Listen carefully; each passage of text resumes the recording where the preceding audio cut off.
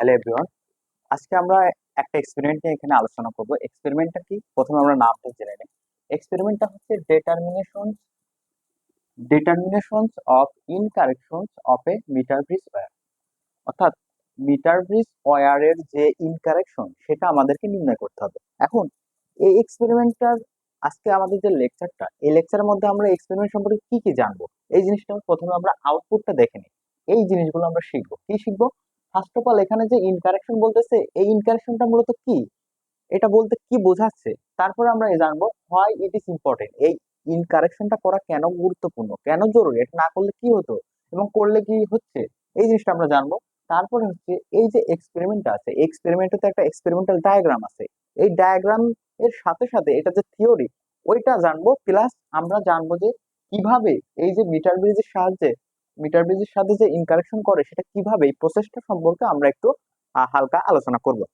তাহলে আমরা বুঝলাম আমাদের টপিকের আমরা কি কি এখান থেকে কি কি শিখবো, এই জিনিসগুলো আমরা জানলাম। এখন হচ্ছে আমরা এই টপিকে আসি, determinations of incorrections of a metre bridge wire. এখানে দেখেন দুইটা টার্ম, একটা হচ্ছে ইনকারেকশন, একটা হচ্ছে মিটার ব্রিজ ওয়্যার। এখন ইনকারেকশনের যে বিষয়টা, এটা এই এক্সপেরিমেন্টের ক্ষেত্রে আমরা দুইটা টার্ম সম্পর্কে মেইনলি আমাদের যে বের করতে হবে সেটা হচ্ছে, একটা হচ্ছে ল্যামডা এল, একটা হচ্ছে ল্যামডা আর। এখন ল্যামডা এলটা কি? ল্যামডা এল হচ্ছে লেফট ইনকারেকশন, অর্থাৎ এই যে মিটার ব্রিজ আছে, এই মিটার ব্রিজের লেফট সাইডে যে কারেকশনটা, দৈর্ঘ্যের যে কারেকশনটা সেটা হচ্ছে ল্যামডা এল হবে, আর রাইট সাইডে যে কারেকশনটা হবে সেটা হচ্ছে ল্যামডা আর।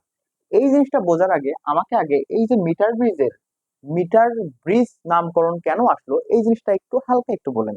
মিটার ব্রিজের যে একটা তার থাকে, ওই তারের দৈর্ঘ্য আসলে 1 মিটার, অর্থাৎ 100 সেন্টিমিটার। এইটার কারণে এটার নাম মিটার। আর যেহেতু মিটার ব্রিজ হুইটস্টোন ব্রিজের নীতি ফলো করে, তাই এটার নাম করা হয়েছে, ওইটার সাথে অ্যাড করা হয়েছে ব্রিজ। এই জন্য ওভারঅল নাম হচ্ছে মিটার ব্রিজ।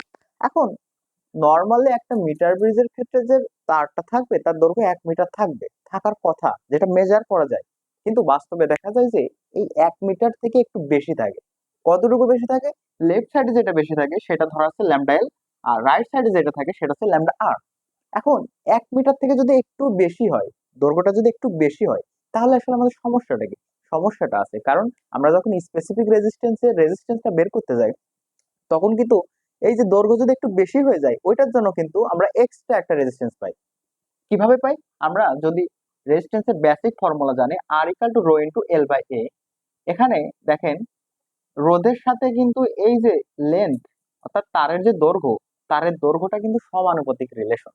অর্থাৎ কোনো কারণে দৈর্ঘ্যটা যদি বৃদ্ধি করা হয়, তারের দৈর্ঘ্য যদি বৃদ্ধি হয়ে যায়, তাহলে কিন্তু তার যে রেজিস্ট্যান্স সেটাও কিন্তু বেড়ে যাবে। তার মানে আমরা এই যে ক্ষুদ্র যে বৃদ্ধিটা হচ্ছে, এটাও কিন্তু পরবর্তীতে একটা ইম্প্যাক্ট ফেলতে পারে।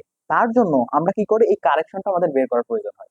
এই কারেকশনটা যদি আমরা বের না করি, তাহলে আমরা অন্য যে স্পেসিফিক রেজিস্ট্যান্সটা বের করতে যাব, সেক্ষেত্রে কিন্তু ত্রুটির সম্মুখীন হবে এবং সেটা আসলে সঠিক হবে না। সেক্ষেত্রে এক্সপেরিমেন্টের যে ডাটা সেটা কিন্তু ভুল হতে পারে। এই ভুল যাতে না হয়, যতটা কনসাইজ করা যায়, যতটা ভুল কমানো যায়, এই জন্য কিন্তু আমাদের ইনকারেকশনটা করা। এখন ইনকারেকশন করার আগে আমাদের যে ডায়াগ্রামটা, এটা হচ্ছে আমাদের ওয়ার্কিং ডায়াগ্রাম। অর্থাৎ আমরা যে এক্সপেরিমেন্টটা করব, এক্সপেরিমেন্ট এই সেটআপের মধ্যে থাকবে। এই সেটআপটা দেখেই কিন্তু আমরা ওই এক্সপেরিমেন্টের যে ইকুইপমেন্ট গুলো আছে, ওইগুলো কিন্তু আমরা আহ, আসলে সাজাবো, সার্কিটটা পূরণ করবো। এখন এই যে সার্কিটটা আছে, এখানে কোন কোন অ্যাপারেটর আছে আমরা এই জিনিসটা দেখবো। কি কি অ্যাপারেটস লাগবে আমাদের এই ইনকারেকশন করতে হলে?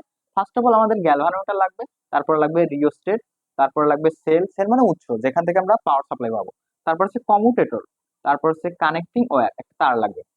এখন এই যে অ্যাপারেটস গুলো দেখলাম আমরা, এটা আমরা ডায়াগ্রামের মধ্যে যদি একটু দেখার চেষ্টা করি, এই যে এখানে এখান থেকে এতটুকু পর্যন্ত যেটা দেখছেন, এটা হচ্ছে ওয়্যার, মিটার ব্রিজের ওয়্যার।